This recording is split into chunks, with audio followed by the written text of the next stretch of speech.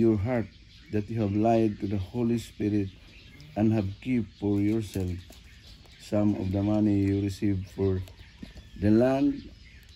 Didn't it belongs to you before it was sold? And after it was sold, wasn't the money at your disposal? What made you think of doing such a thing? You have not lied to men, but to God. So magampo ta. Dalay ko balaan nga among Diyos na initaknaa sa kabuntagon. Gidayeg ko ikaw, gihalaran mo pagpasalamat. Tungod sa imong paghatag lugway sa among tagsa-tagsa ka mga kinabuhi. Salamat Lord sa higayon na kami nagpadayong gihapon sa among pagsunod sa imong kabuton, pinagi sa magpagtuon sa imong pulong karong kabuntagon. O I pray Lord nga ang balaan ng Espiritu Santo na kanunay namong gitinguha, gidapit sa among kaliwala. Mo'y mugiyaw, magtudlo ka namo sa tanan namong pagabuhaton ug ang pulong nga imong giandam karong kabuntagon Lord.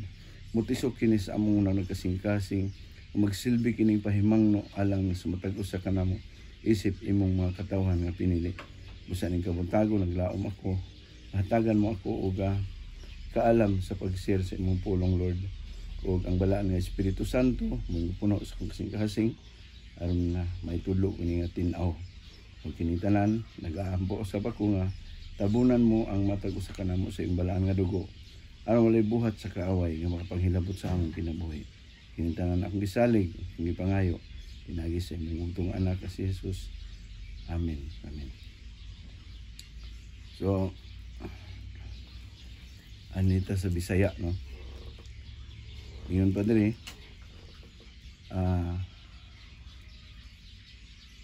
may managtiayon nga si Ananias ug si Sapphira mibaligya sa ilang katigayunan. Apan gikuhaan ni Ananias ang halin ug nasayod ni ini ang iyang asawa. Ang nahibilin nasayod ni iyang asawa, ang nahibilin gitugyan niya ngadto sa mga apostoles. Si Pedro miingon kaniya, Ananias, nganong patintal ka man ni Satanas ug namakak sa Espiritu Santo pinaagi sa pagtipig ug bahin sa halin sa katigayunan. Sa wala pa nimo ibaligya ang katigayunan, imo kadto ug sa dihang nabaligya na ang halin, imo gihapon karon nganong namakakaman. Dili ang mga tao ang imong gibakakan kun dili ang Dios, no? Sa pagkadungog ni ini ni Ananias, natumba siya og namatay ug ang tanan nga nakabalita nini nangahadlok. So kini nga pasad sa Biblia, no? Gisulat ni Apostol Lucas na usa sa 12 disciple, usa ka doktor sab ni siya, yang gisulat sa tuyo nga aron sa pagpahibalo o sa pagpahimangno sa mga katawhan. Dili lang ni sa mga Kristohanon ang iyang tuyo, kundi sa tibok katawhan, sa tibok kalibutan. Usa iyaha nga gisulat ang tanang mga binuhatan sa mga apostoles. So mo ni ang mga nahitabo nga usa ka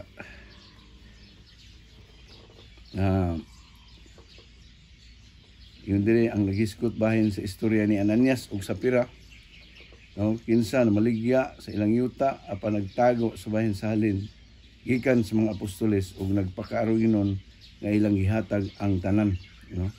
Si Pedro nga gigiyahan sa Espiritu Santo, nagbutyag sa ilang pagpamakak. Tungod niini, si Ananias nahulog o natumba o namatay, no? Pagkahuman sa pipila ka oras, miabot sab si Sapphira o gisultihan usab ni Pedro bahin sa nahitabo sa iyang bana o siya usab natumba o dayon-dayon namatay, no? Ang mao nga hitabo nagpahadlok o sa tibuok simbahan o sa tanan nga nakadungog niini.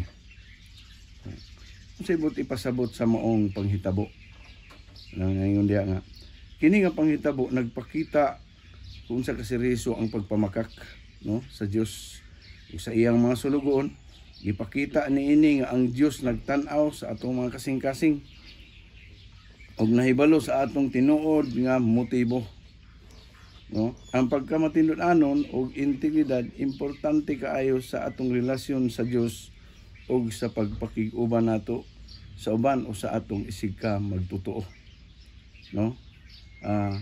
Sama nato mga tinawag ta og mga gipili sa Dios, busa kung unsa man atong relasyon tali sa atong Ginoong Dios, unsa ka man, no, ka man sa may posisyon sa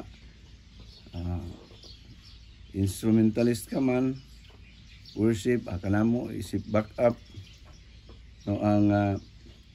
Ang importante dia is ang pagkamatinud-anon o kanang integridad, no. Integrity is apil mo ngayon na sa core values, di ba?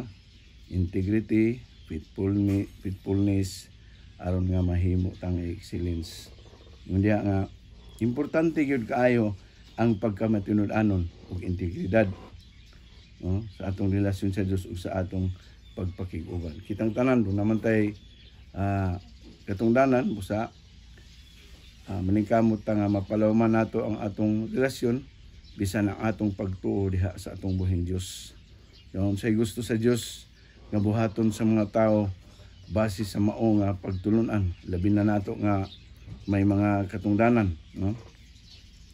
Ingon pa nga gusto sa Dios nga ang mga tao magpakita og pagkamatinud-anon, no, dili magpakaaron-ingnon o magtahod sa iyang presensya sa atong Ginoong Dios ug sa iyang balaan nga Espiritu Santo. So giawag kita nga magmatinud-anon dili lamang sa atong mga aksyon apan iunan usab sa atong mga hunahuna o mga intensyon. So buo ra man ni ako as a conclusion, and then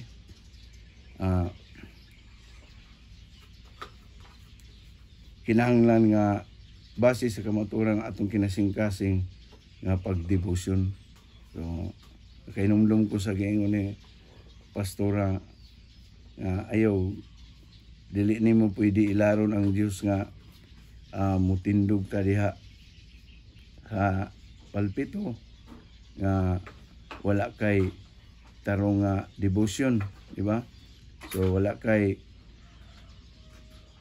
basa-basa o pagtuon sa pulong sa Dios, dili na to mailad ang Ginoo. Sama sa kinabuhi ni Ananias, Sapphira, ituyo gini pagsulat aron nga mahimo gini nga warning sa tanan nga mga katawhan, labi na gyud sa pareha nato nga dunay mga katungdanan. Kinahanglan gyud ang pagkamanitud-anon o honest kay so gani ang kinahanglan gyud nga dili ta mahimong sama kang Ananias ug Sapphira tungod sa ilang gihimo wala mahimot ang Dios. Busa si Pedro nga gigaman sa balaan nga Espiritu Santo sa dihang misulti siya kang Ananias, diha dayon natumba og namatay. So aron dili mamatay ang atong pagtuo, ang atong kinabuhi isip mga Kristohanon, kinahanglan lang ta nga magmatinud-anon, no. Dalaygon kayo ang Dios o diha ako sang i-close akong pag-ampo na ako ihatag sa pastora. Father God in heaven, daghan kayong salamat Lord sa imong presensya. Salamat Ginoo sa tanan ng mga pagtudlo, pag-iyakan ako ug ako mapag-ampo nga katong nga mensahe Lord magsilbi nga warning o panig-ingnan alang sa matag usa kanamo karon mahimo gid kami o matinud-anon diha sa among pagtuman sa among katungdanan. Ihatag kanamo ang kalipay ug ang kakugis sa among pagpangalagad kanimo Ginoo. Hatagi kami kasing-kasing Lord nga magmahinadlokon usab diha kanimo. Bisan pa Lord sa tanang aspeto sa among pagkinabuhi. Ang tanan akong gipangayo o gisalig. In Jesus name I pray. Amen.